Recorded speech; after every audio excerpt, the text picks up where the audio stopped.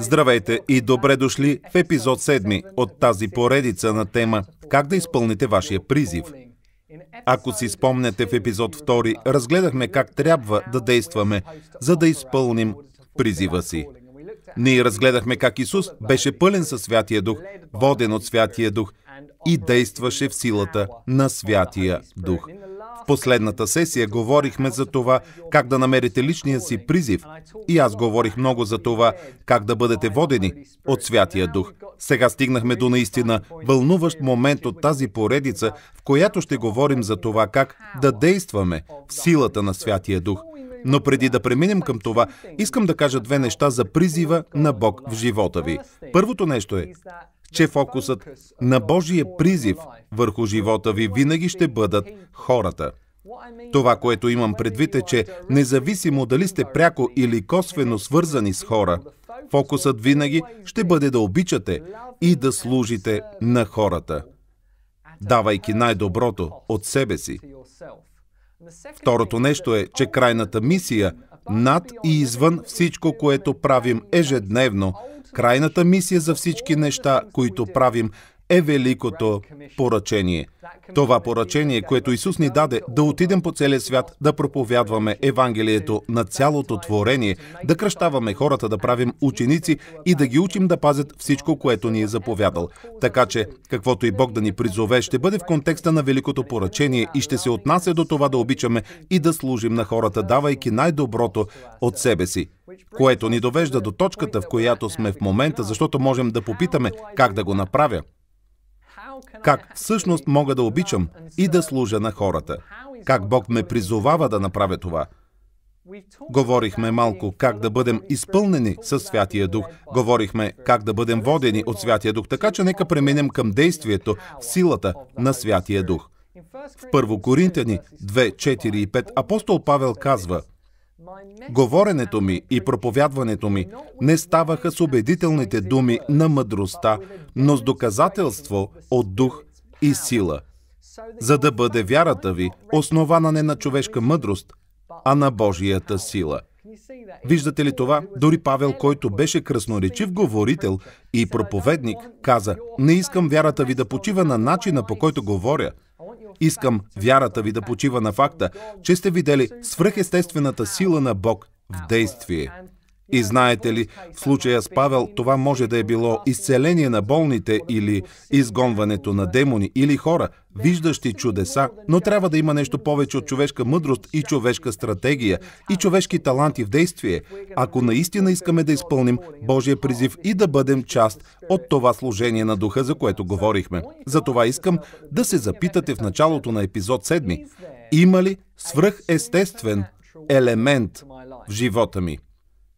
Има ли моменти в живота ви, в които действате с сила, за която знаете, че не е ваша, а че Божият Дух работи чрез вас? Това е, за което ще говорим в този епизод. И така, нека да навлезем в епизод 7. Говорим за действие в силата на Святия Дух.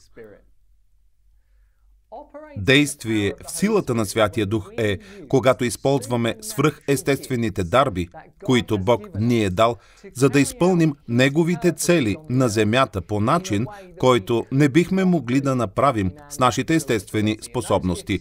Тези дарби са неизвестни като дарбите на Духа и може би понякога ги ограничаваме до определен списък, който намираме в една глава от Библията, но в първи епизод разгледахме един човек, наречен Веселиил, който Бог изпълни със своя дух и му даде способност да прави неща, които обикновено не смятаме за дарбите на Духа. Всъщност, това, което научихме, бе, че Духът може да ви помогне да направите всичко, което трябва да се направи, за да постигнете целта, която Бог има за вашия живот.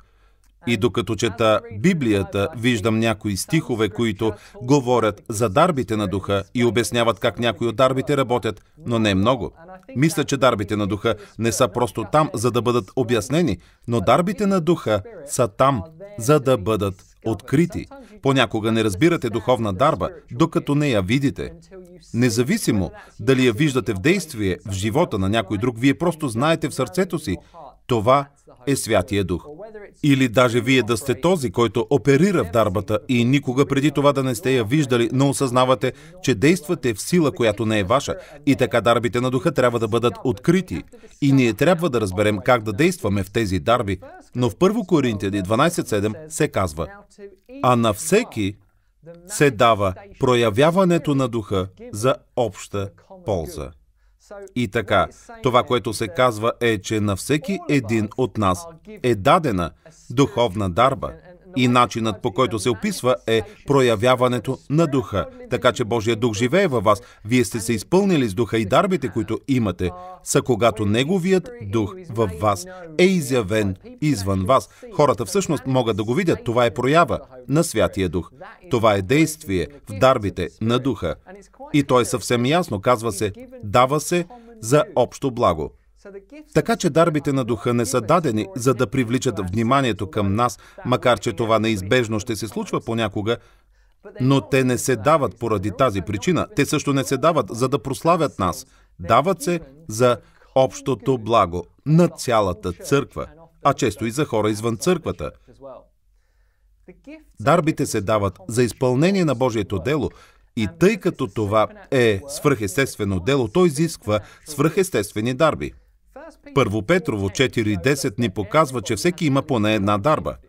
Там се казва следното: според дарбата, която всеки е приел, служете с нея един на друг, като добри настойници на многообразната Божия благодат.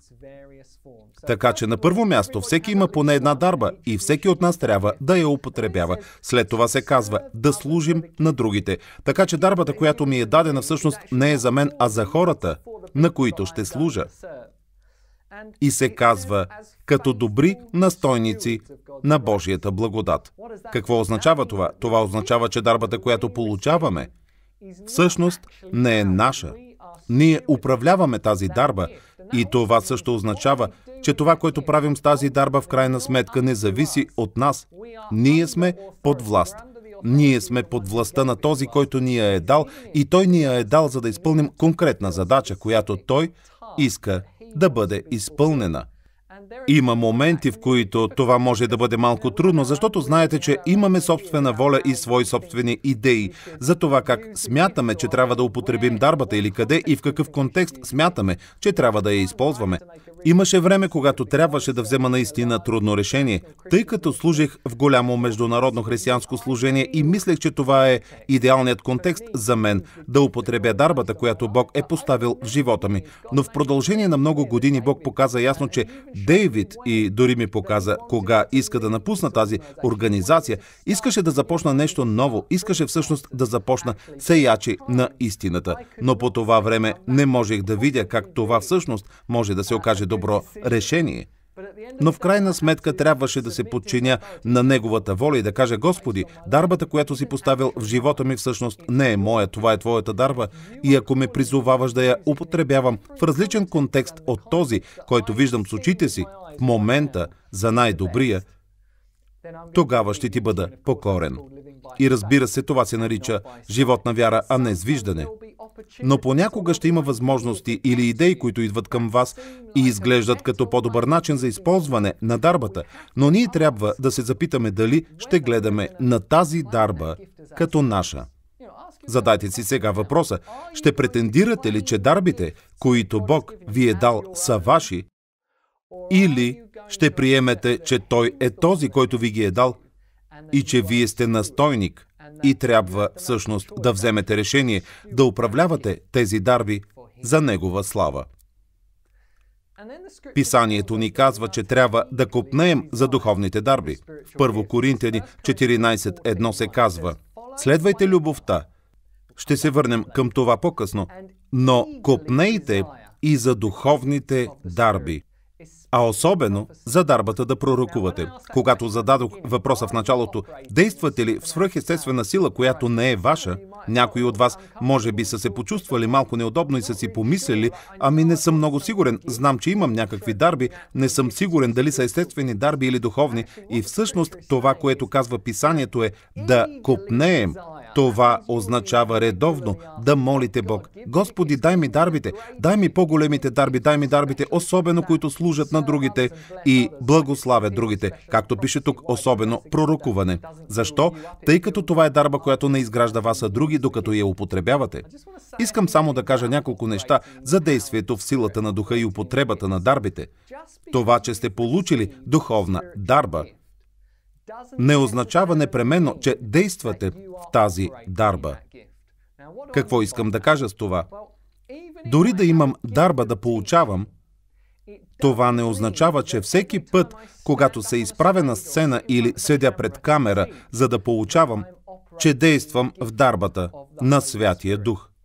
Всъщност, често мога да усещам кога действам в силата на Духа и кога не, а моята работа е да науча как мога най-добре да се поддам на Святия Дух, така че Той да бъде най-ефективен и мощен чрез мен. Или че не преча на това, което Той иска да направи чрез мен. Така че просто искам да споделя някои от нещата, които може да ви спрат да действате в силата на Духа и да действате във вашите дарби.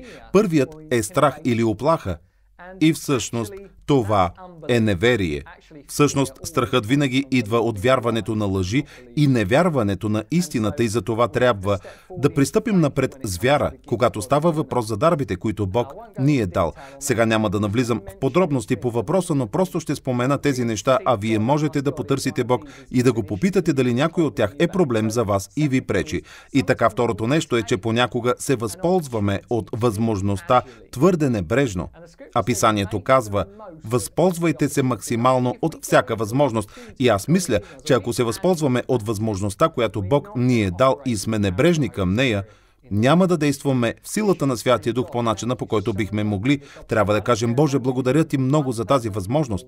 Не ме интересува дали ще служа на един човек или на 100 души, или на 1000, или на 1 милион души. Ако това е възможност, ако това е врата, която Бог е отворил, аз отивам, не го приемам небрежно, ще дам най-доброто от себе си. И третото нещо е гордостта. И знаете, че някои от дарбите, може би по-видимите дарби в тялото на Христос, ние някак си сме ги издигнали и направили известни личности или идоли, някои от най-надарените хора, и мисля, че гордостта е нещо, което може да се прокрадне и понякога искаме внимание за себе си.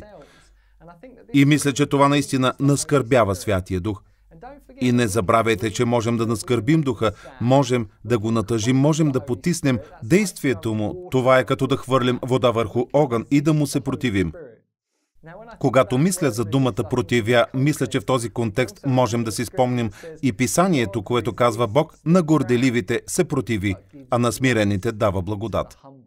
Затова трябва да освободим живота си от гордост и трябва да сме сигурни, че не се опитваме да привличаме вниманието към себе си, защото в крайна сметка това е Неговото служение, а не нашето, и ще огорчим Святия Дух, ако се опитваме да направим това за нас, а не за Него. Четвъртото нещо е, когато правим това, което Бог ни е казал, но не го правим по начина, по който Той ни е казал да го направим. Мисля си за времената като учител и ръководител на хваление, когато Господ ме е карал да направя нещо по определен начин, независимо дали говоря за нещо конкретно в встъпителните си думи или да извадя нещо от поучението си, което съм планирал да кажа. Понякога в последната минута Господ ще ми каже: не говори за това, и аз трябва да се уверя, че му се покорявам и че съм воден от Неговия Дух, защото докато го правя, ще усетя силата на Святия Дух, която тече по-ясно.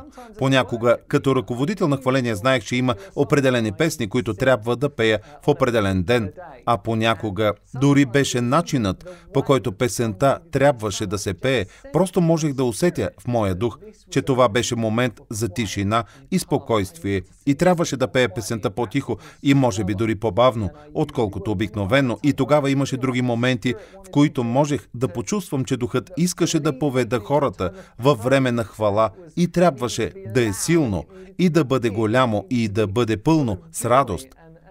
Така можех да усетя Неговото ръководство и вярвам, че ако не го следваме, няма да изпитаме наистина пълнотата на това, което той иска да направи. Има 5 практични неща, които научих, когато мисля за изпълняване на призива си и оперирането в дарбите и силата на Святия Дух. Първото нещо е, когато Бог ви дава възможност, винаги давайте 100%. Вече казах нещо подобно на това, но просто искам да подчертая отново, че ако Той ви отвори врата, уверете се, че давате 100%. Второто нещо е да дадете на Бог и хората, на които служите, 100% от вниманието си. Не си позволявайте да се разсейвате. Понякога умишлено ще изключа телефона си, може би дори час преди да получавам или водя хваление, и ще държа телефона си изключен през това време, защото не искам да бъда разсейван от нещо друго, което се случва. И що се отнася до мен, ако съм въвлечен в работата на служението на Духа, тогава всичко друго, което може да ме разсее през това време, може да изчака до по-късно. Третото нещо е: преодолейте себе си. Някои хора са толкова заети да стенат и да се оплакват и понякога се самосъжаляват. О, не мога да направя това, не съм много добър в това. Не става въпрос за теб. Никога не е ставало въпрос за вас, така че преодолейте себе си и просто се доверете, че Бог ви е поставил на това място по това време и всичко, което Той изисква от вас, е да следвате Неговото водителство и да Му дадете вашето най-добро. Ако можете да направите това, вярвам, че ще изпитате Божията благодат и Неговата сила, действаща чрез вас. Знаете ли, слушал съм поучения и свидетелства от хора, които наистина не са красноречиви и дори не притежават непременно дарбата да говорят публично, но тъй като сърцето им е било правилно и те са били покорни на това, което Бог им казва и на посланието, което Той ги призовава да предадат, аз съм бил силно докосван от Господ чрез такива хора. Може да има хора, които са много по-красноречиви или дори по-надарени в тази област, но тъй като не позволяват на Бог да казва чрез тях това, което иска да каже, то просто нямат същата сила. Петото нещо е: не бъдете самоуверени. Не казвам не бъдете уверени, защото мисля, че трябва да бъдем много уверени, защото нашата увереност трябва да бъде в Бог. Разбира се, това беше разликата между Давид и цялата останала армия, която нямаше да се изправи срещу Голиат. Те, може би, бяха уверени в себе си, но реалността беше, че това не беше достатъчно. Те знаеха, че не могат да победят Голиат. Давид не беше уверен в себе си, но имаше огромна увереност, защото беше уверен в Бог. И просто искам да кажа, не бъдете самоуверени, бъдете уверени в Бог. Знаете, че Библията казва: праведните са смели като лъв. 2 Тимотей, глава 1, стихове 6 и 7 казват: по тази причина ти напомням да разпалваш дарбата от Бога, която имаш чрез полагането на моите ръце. Така че Павел казва на Тимотей: не забравяй, че си получил духовна дарба, а сега ти казвам да разпалваш пламъка на тази дарба, която Бог ти е дал. След това той казва следното: защото Бог ни е дал дух не на страх, а на сила, любов и себевладение. Не е ли невероятно? Павел насърчава Тимотей като син: Тимотей, продължавай напред, използвай дарбата, която Бог ти е дал. Не се страхувай, не се връщай назад, продължавай напред с сила, с любов, с себеконтрол.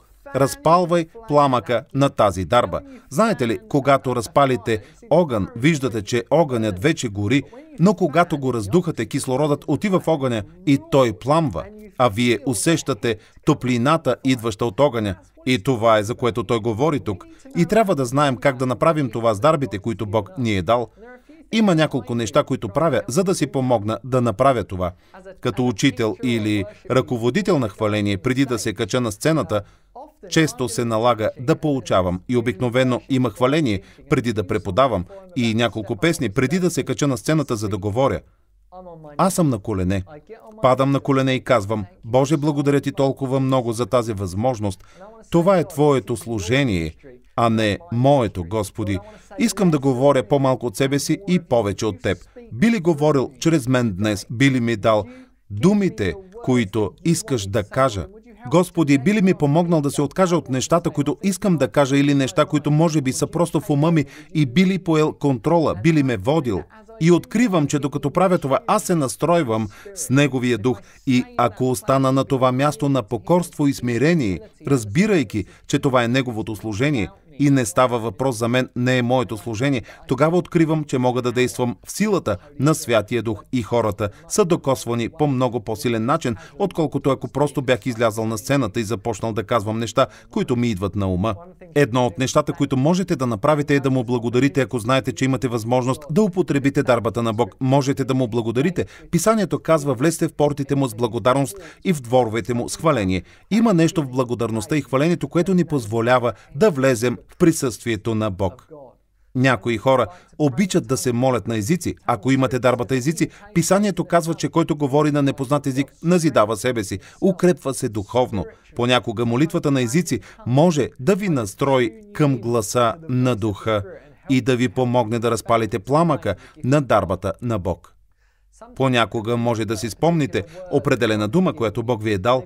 Може би Той ви е говорил за тази възможност или ви е дал слово за живота ви и призива ви и докато си спомнете това слово, то ви насърчава и ви вдъхновява да стъпвате напред с увереност и да използвате дарбата, която ви е дал. Понякога ще помоля Бог за слово за определена задача, така че ако отивам на дадено място, за да говоря или водя хваление, ще го помоля да ми даде слово за това конкретно нещо и докато отивам, аз имам това живо слово от Неговия дух. Обикновено това, което ми дава, е стих, който носи живот от Неговия дух, за да мога да дам всичко от себе си и да го видя да работи мощно чрез мен по нов начин.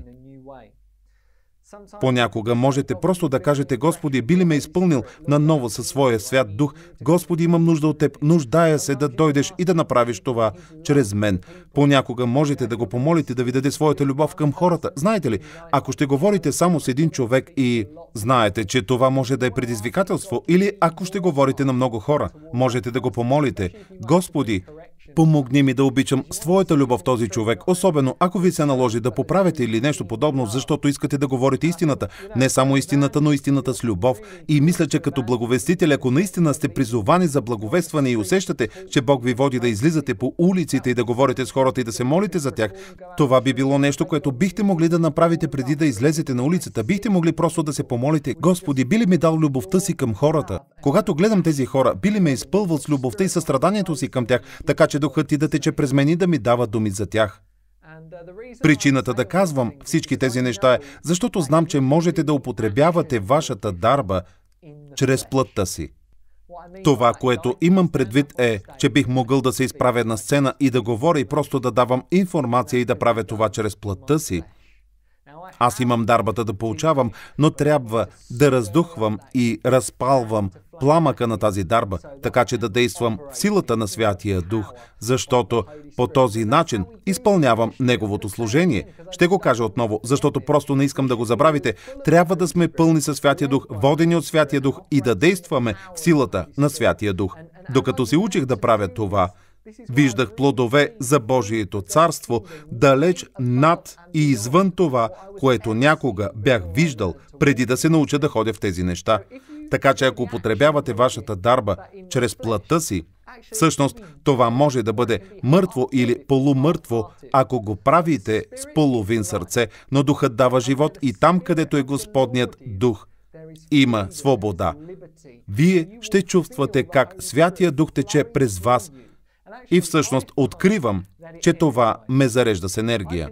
Мога да получавам 3 или 4 едночасови сесии една след друга и след това съм енергичен, насърчен и развълнуван. Защо? Защото всъщност не аз, а Той го е правил чрез мен. Разбира се, физическото ми тяло понякога може да бъде уморено, защото всъщност физическото ми тяло е било употребено за това, но вие знаете какво казвам. Аз съм духовно, емоционално, психически зареден, защото и аз съм получил нещо. Не забравяйте, че лицата ни трябва да блестят по-ярко от лицето на Моисей, когато той слезе, след като получи 10 заповеди, защото това служение, новозаветното служение, е по-великолепно от Стария завет. И трябва да се радваме, когато употребяваме дарбите, които Бог ни е дал, за да му носим слава. Независимо от това, преди да продължим с употребата на дарбите, мисля, че е важно да поставим дарбите на духа в правилния им контекст. Виждате, че всички ние можем да имаме дарби от духа, но ако нямаме любов, всъщност сме нищо. Първо Коринтяни, 13 глава, в стихове от 1 до 3 се казва: ако говоря с човешки и ангелски езици, а любов нямам, аз съм станал мед, що звънти, или кимвал, що дрънка. И ако имам пророческа дарба и зная всички тайни и всяко знание, и ако имам пълна вяра, така че планини да премествам, а любов нямам, нищо не съм. И ако раздам всичкото си имане за прехрана на сиромасите, и ако предам тялото си на изгаряне, а любов нямам, каква полза? Едно нещо, което трябва да помним, когато говорим за любов, е, че когато Писанието говори за любов, става дума за Божието определение за любов, а не за нашето. И наистина искам да ви насърча да прочетете останалата част от 1 Коринтяни, 13 глава, защото тя казва много неща за любовта, а светът около нас ни учи, че да обичаш някого означава да го накараш да се чувства добре и да му казваш нещата, които иска да чуе, но всъщност Божието определение за любовта е много по-различно от светското определение за любов. Но защо любовта е толкова важна тук? Виждате ли, Бог не ни дава само дарбите на духа, Той ни дава и плода на духа. И първият е любовта. Нека просто погледнем това, Галатяни 5, 22 и 23. А плодът на духа е любов, радост, мир, дълготърпение, благост, милосърдие, вярност, кротост, себеобуздание. Против такива неща няма закон. Просто искам набързо да кажа нещо за дарбите и плода. Вижте, подарък се дава. Мога да купя на 8-годишната си дъщеря хеликоптер с дистанционно управление за рождения й ден и тя може да получи този подарък. И тя ще започне да се опитва да управлява този хеликоптер и може би първото нещо, което ще направи, е да го блъсне в стената. Защо? Тя е получила подаръка, но все още не е станала добра в използването му. И с дарбите на духа е подобно. Можем да получим дарбата, но трябва да действаме с тях, трябва да ги разпалваме, трябва да ги практикуваме, за да ставаме по-добри в употребата им. Но плодът е различен. Плодът трябва да се култивира. Плодът расте с течение на времето и знаете, че растенията и дърветата, които дават плод, се нуждаят от грижи и подрязване. Някои растения растат по-бързо в определени среди от други и понякога може да се оплаквате на Бог за ситуацията, в която ви е поставил. Може би казвате: Боже, не ми харесва тук. Тези хора не са добри към мен. Не ми се струва, че това е точното място за мен. Но Бог знае, че там, където ви е поставил, е най-доброто място за растеж на плода на духа и често се учим на търпение или да имаме Неговата любов към хората, които по принцип не харесваме. Но има някои растения, които всъщност се нуждаят от преместване в определен момент от живота си и трябва да бъдат пресадени на ново място и понякога Бог ще ни премести от едно място на друго и може би си мислим, че това не е най-добрият начин да действаме в дарбата и да изпълним призива си, но всъщност това е плодът, който Той иска да развие в този момент от живота ти. Понякога, докато не преместите растението, то не може да разцъфти и да расте. И един мой приятел веднъж ми каза: смъртта на твоята плът е торът за твоя дух. Мислех, че това е наистина добро, но това, което казвам, е, че плодът на духа ни позволява да имаме характера, от който се нуждаем, за да използваме дарбите. Вижте, ако действаме с дарбите, а нямаме любов, нямаме мира, нямаме търпението, на първо място го правим за себе си. Второ, можем да унищожим други хора с дарбите и всъщност трябва да имаме тази любов и това търпение, така че всъщност да можем постоянно да служим на другите. Но можем да искаме дарбите на духа и аз съм сигурен, че го правите, но понякога трябва да се запитаме: имам ли любовта и смирението, които са ми необходими, за да използвам дарбите по начин, който прославя Бога? Или, ако Бог ми даде тази дарба, сърцето ми право ли е? Бих ли бил готов да употребявам тази дарба по начина, по който Исус би искал? С Неговата любов, с Неговата доброта и с Неговата кротост, така че да не бъда самовлюбен, да не бъда бърз да се гневя, нещата, за които се говори в 1 Коринтяни 13 глава. Вижте, много от нас се молят за дарбите, но всъщност трябва да се молим и за плода. Нуждаем се от плода на Духа. Плодът на Духа е характерът на Исус и всички ние трябва да се молим: Боже, би ли ме направил по-подобен на Исус? Виждате ли, Святия Дух продължава служението на Исус на земята, така че не само трябва да можем да действаме в Неговата сила, но всъщност се нуждаем и от Неговия характер, така че нека да молим Бог за Неговата свръхестествена любов към хората, на които ни призовава да служим, и нека го молим не само да ни даде дарбите на Духа, но и да можем също да израстваме в плода и характера на Христос. Нека се помолим заедно. Татко, ние искаме да Ти благодарим, че имаш толкова много дарби, които искаш да ни дадеш. Господи, Ти имаш свръхестествен призив в живота на всеки един и искаш да ни овластиш и дариш, за да можем да изпълним този призив и да участваме в Твоето служение. Искаме да Ти благодарим за това точно сега. Искаме да Ти благодарим, Господи, че всеки от нас има поне една дарба. Татко, искаме да Ти благодарим, че в този епизод научихме, че дарбите не са наши, че ние сме настойници и че дарбите са ни дадени, за да служим на другите, а не на себе си. Господи, искаме да Ти благодарим за всички практически инструменти, които ни даде в този епизод, че трябва да можем да раздухваме и да разпалваме пламъка на дарбата, която си ни дал, а също и на дарбите, които ще ни дадеш в бъдеще. Татко, казваме, че искаме ревностно да копнеем за дарбите на Духа. Господи, би ли излял Твоите дарби в живота ни точно сега, и ние Те молим, Господи, повече от всичко, би ли ни дал Твоя характер? Би ли ни помогнал, Господи, за да може плодът на Духа да расте в живота ни?